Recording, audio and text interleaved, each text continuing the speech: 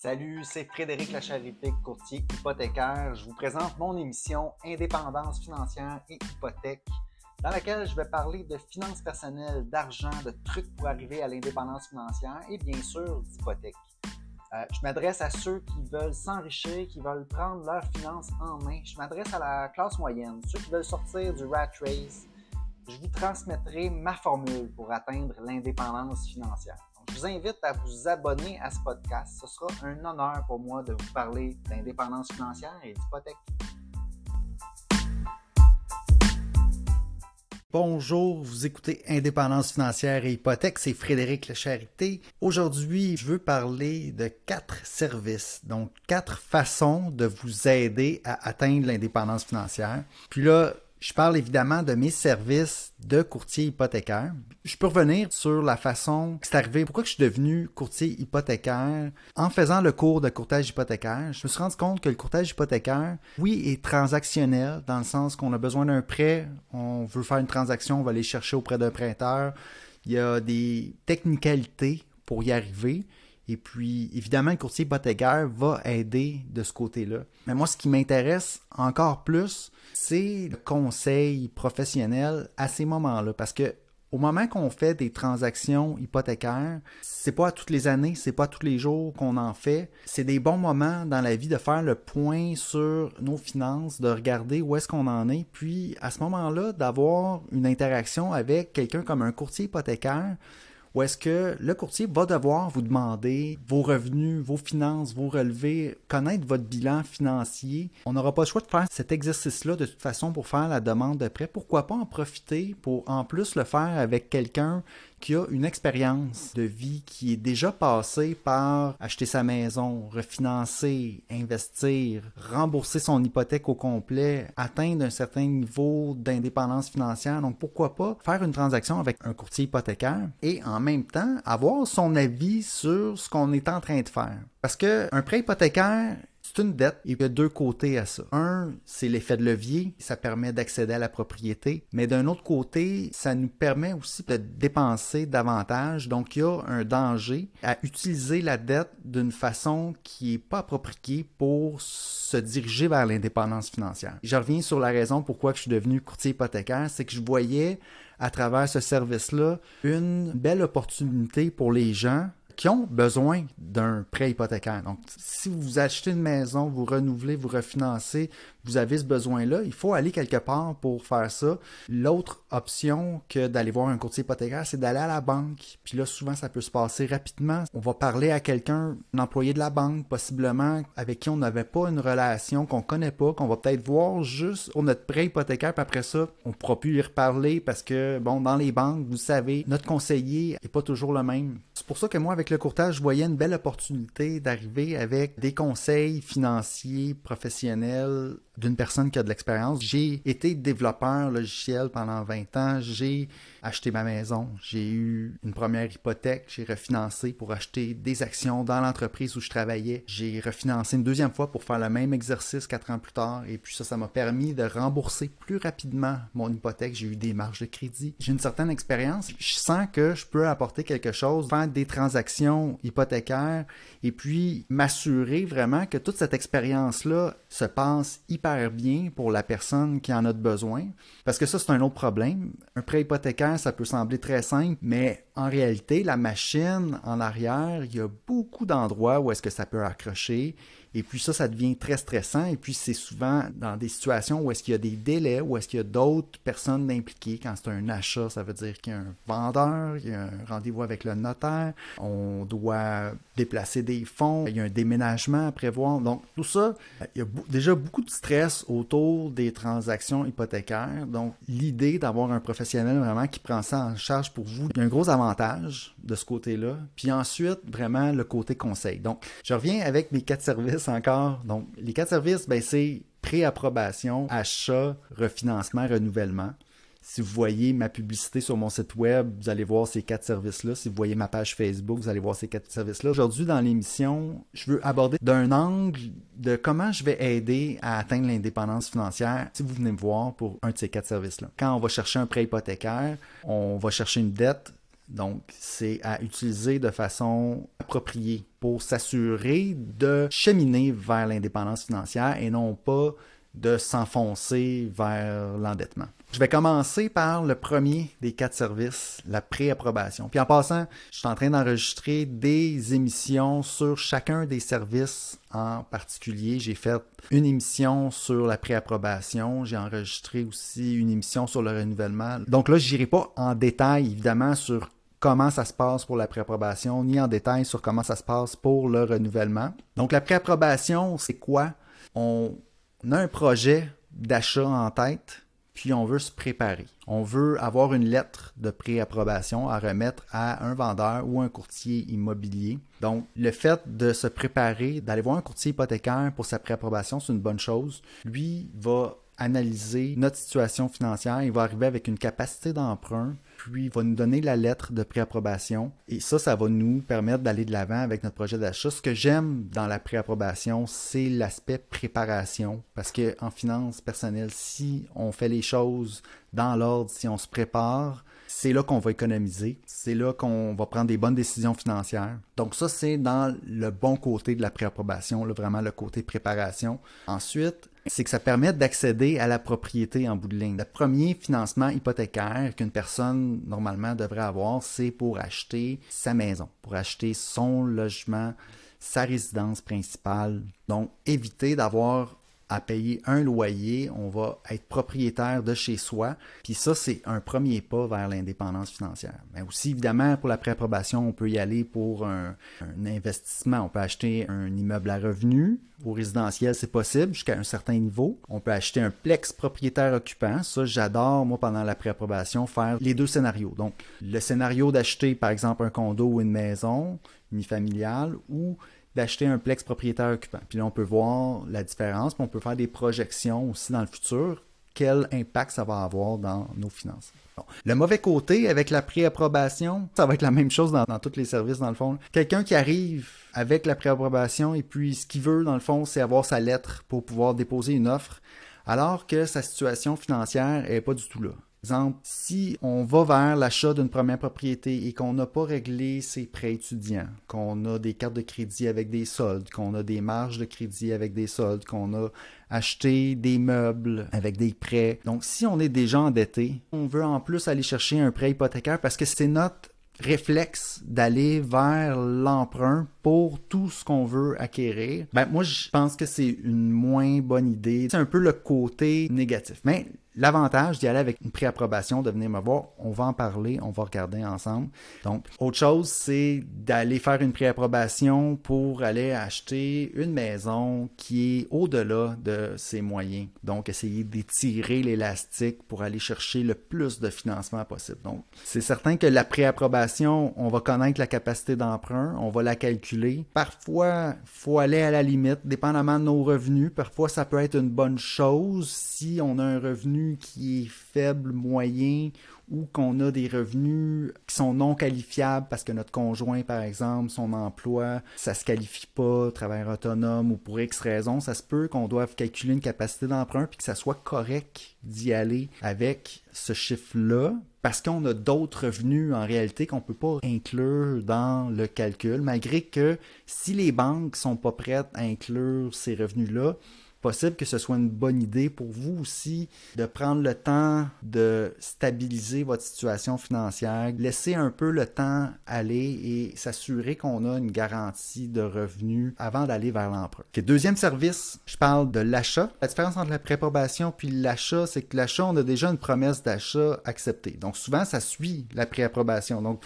moi, les clients pour qui je fais une préapprobation, souvent, quelques mois ou quelques semaines. Des fois, c'est rapide, des fois, non. On prend notre temps, puis c'est correct. Donc, éventuellement, ça va se transformer en achat. Ce qui est bien avec l'achat, c'est qu'on est dans l'accès à la propriété. Peut-être qu'on achète un investissement. Puis ça peut nous aider vers l'indépendance financière. Donc, ça, c'est toutes des bonnes choses. On s'entend, l'immobilier, c'est stable, c'est un investissement. En plus, ça nous permet de nous loger. On va éviter de payer un loyer. Donc, le risque est quand même faible. On s'entend, surtout si on choisit une propriété qui est standard, qui va plaire à la grande majorité des gens. Donc, on sait que le système financier canadien fait en sorte que l'immobilier garde sa valeur avec le temps. Oui, il peut y avoir des fluctuations, mais reste que c'est pas des fluctuations aussi grandes que dans le monde boursier. En plus, si jamais il arrive quelque chose, ben au moins on a un endroit où se loger. L'immobilier, ça reste un bon investissement. Donc, l'accès à la propriété, puis ensuite, acheter des immeubles locatifs peut être un très bon investissement si on le fait comme il faut, c'est-à-dire avec une bonne mise de fonds, pas y aller avec que de l'endettement. Ensuite, ben les mauvaises choses, un peu comme dans le cas de la préapprobation, ben ça va être ceux qui vont vouloir acheter trop par rapport à leurs revenus, vouloir étirer l'élastique. Ceux qui ont beaucoup de dettes de consommation, des véhicules récréatifs, des chalets, tout ça avec la dette. Moi, je pense que l'hypothèque, ça devrait servir pour acheter sa résidence principale parce que c'est difficile d'acheter ça cash, là, on s'entend, pour quelqu'un de normal qui commence dans la vie avec zéro. Comme moi, là, qui vient pas d'une famille fortunée, donc comme la majorité des gens, on va commencer à travailler avec un salaire dans les 50, 60, 70 000, puis là, ben, on va vouloir accéder à la propriété, ensuite investir. Je pense que les dettes pour acheter tout plein de choses, c'est là que je suis moins à l'aise, donc rendu au niveau de l'achat, on va faire les calculs, on va regarder toutes les dettes, puis si on attend d'avoir juste l'espace nécessaire, c'est le moins bon côté de l'achat. Donc ça, c'est l'achat au moment d'avoir une promesse d'achat acceptée. Je demande vos documents, on va regarder votre bureau de crédit, puis ensuite je fais la demande d'approbation auprès d'un prêteur. Quand je prends en charge un dossier pour un achat, mon idée, c'est que le client, il n'a pas besoin de s'en faire. Je veux qu'il y ait un maximum de tranquillité d'esprit, puis aussi un maximum de suivi, puis d'accompagnement, répondre aux questions rapidement pendant ce processus-là. C'est ça qui est important dans les délais de financement, puis jusqu'au notaire pour s'assurer que côté financement, c'est réglé. S'il y a une question, il sait que son courtier s'en occupe, puis on n'a pas à s'inquiéter de ce côté-là. L'autre service, on parle de refinancement. Refinancement, c'est intéressant. Il y a beaucoup de choses à faire, beaucoup de choses méconnues. Tu sais, on s'entend que l'achat de sa première propriété, oui, c'est un gros morceau du financement hypothécaire. Au niveau du refinancement, il y a beaucoup de choses là-dedans qui sont un petit peu plus méconnues. Plus de possibilités. L'évolution du prêt hypothécaire dans les dernières années fait en sorte qu'il y a de plus en plus de flexibilité, des choses qu'on peut faire avec une hypothèque, avec dans le fond un prêt qui est adossé à une valeur immobilière, notre maison, un condo. Ce qui est bon avec le refinancement, c'est quelqu'un par exemple qui veut prendre ses finances en main, une consolidation de dette. Ça, c'est une des choses qui peut être faite avec un refinancement, c'est-à-dire on a une maison, puis là, après l'achat, on a continué à contracter d'autres dettes. On est allé chercher peut-être marge de crédit, carte de crédit, puis là, on a continué à dépenser, voyage ou peu importe la situation. Des fois, c'est des situations hors de notre contrôle aussi. C'est pas juste des situations où est-ce que les personnes dépensent sans penser. Puis même dans beaucoup de cas, c'est des situations qui sont hors de notre contrôle. Ça peut être des situations où est-ce qu'il y a des problèmes de santé ou des accidents qui arrivent, puis des situations imprévues qui font en sorte qu'on s'endette. Une consolidation de dette, c'est quoi? C'est qu'on va prendre des dettes à haut taux d'intérêt, puis on va ramener ça sur une hypothèque. Donc, on va transformer ça en une dette adossée à une garantie hypothécaire qui va faire en sorte que ça va coûter moins cher. On peut aussi l'amortir sur une période plus longue pour aider à payer moins cher par mois, puis à payer moins d'intérêt surtout par mois. Mais là, ça, c'est dangereux dans le sens que pour moi, une consolidation de dette, faut pas que ça rajoute de l'espace pour dépenser encore plus, puis d'aller s'ajouter d'autres dettes par la suite. Pour moi, il faut qu'il y ait une vraie prise de conscience ou il faut qu'il y ait eu des situations spéciales qui font en sorte qu'à l'avenir, on reprend nos finances en main. La consolidation de dette va nous aider à cheminer vers l'indépendance financière et non pas nous envoyer vers l'endettement encore plus. Sinon, en termes de refinancement, les choses intéressantes, moi, ça a été ma situation personnellement. J'ai utilisé les refinancements pour investir. J'ai travaillé pendant longtemps comme développeur logiciel dans la même entreprise, une PME, puis le propriétaire a donné l'opportunité à certains employés d'investir, d'acheter des parts dans la PME. Et puis moi, j'en ai profité, j'ai pris de mes économies et puis même je suis allé chercher un montant sur mon hypothèque parce que je le savais à ce moment-là, c'était une opportunité. Je comprenais bien les chiffres, je comprenais bien comment l'argent allait revenir. C'était une opportunité à laquelle je n'avais pas besoin d'y penser longtemps. Il fallait juste avoir les fonds pour investir. Ça a été un de mes meilleurs investissements. Et puis à ce moment-là, d'avoir eu mon hypothèque et d'avoir eu la possibilité de refinancer, c'était super important.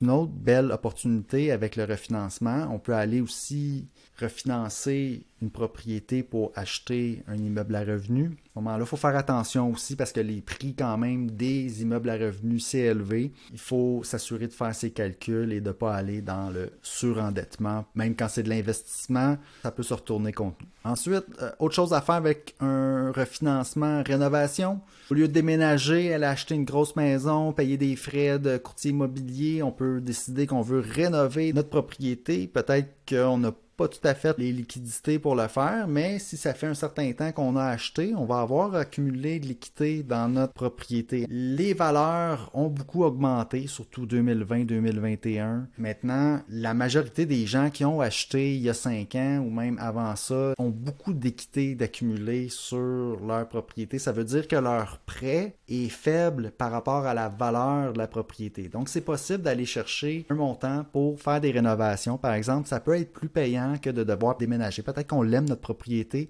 puis en plus, c'est ça, on va économiser les frais de transaction à déménager dans une plus belle maison. Pourquoi pas rénover? Ça, c'est une autre possibilité qu'on peut faire avec le refinancement. Ensuite, refinancement, ça c'est une situation peut-être un peu plus délicate. Je parle de l'hypothèque inversée. Une personne que ça fait longtemps qu'elle habite dans sa propriété, peut-être que ses revenus à la retraite sont faibles, mais qu'elle a une belle valeur sur sa propriété. Est-ce que je veux passer une dizaine d'années à avoir très peu de revenus, une maison peut-être qui n'est pas bien entretenue, puis pas pouvoir faire de voyage parce que j'ai pas beaucoup de revenus, tandis que je suis assis sur une maison qui vaut peut-être 1 800 000 et que cet argent-là, dans le fond, j'en profite pas en ce moment?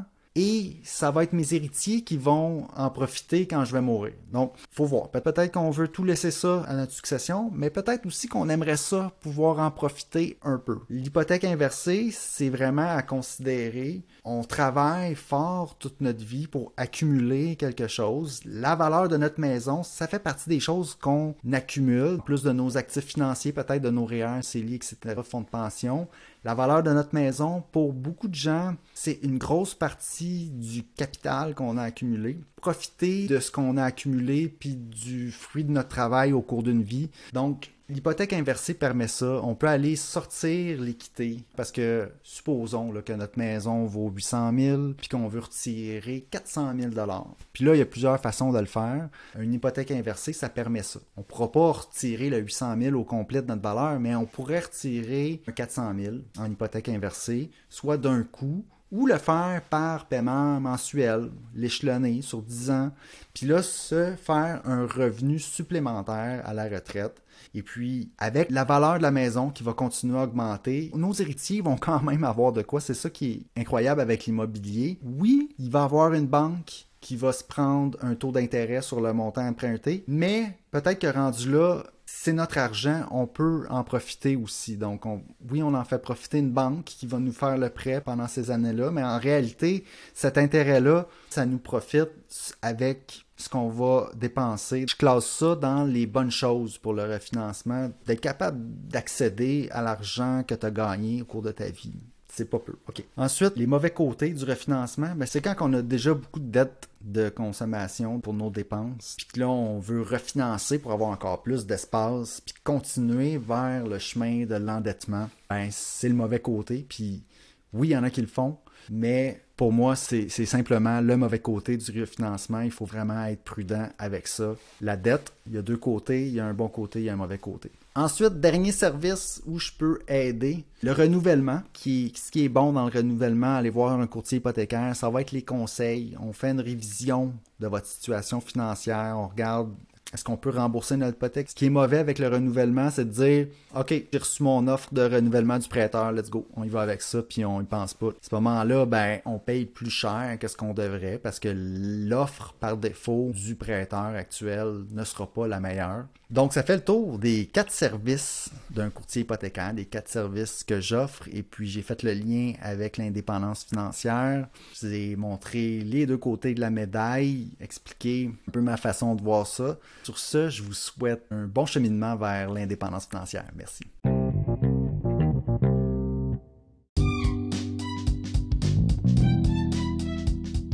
Alors, si vous avez apprécié l'émission, je vous invite à vous abonner. J'ai aussi une page Facebook à laquelle vous pouvez vous abonner. Ça s'appelle Frédéric Lacharité, courtier hypothécaire. Vous verrez passer mes publications hypothécaires quotidiennement. Si vous avez des questions ensuite d'hypothèque pour moi, achat, renouvellement, refinancement, n'hésitez pas à communiquer avec moi en prenant un rendez-vous. L'adresse parleravecfred.com. C'est un site, ça va vous mener directement sur mon calendrier. Vous pouvez choisir la date, l'heure, choisir le moment qui vous convient pour prendre rendez-vous. Ensuite, par courriel à hypothèque au pluriel, donc hypothèque avec un S, à commercial frédériclacharité.com, téléphone 514-243-8994. Toutes ces infos-là sont disponibles dans les notes de l'émission. Puis ça me fera plaisir de parler d'indépendance financière et d'hypothèque avec vous.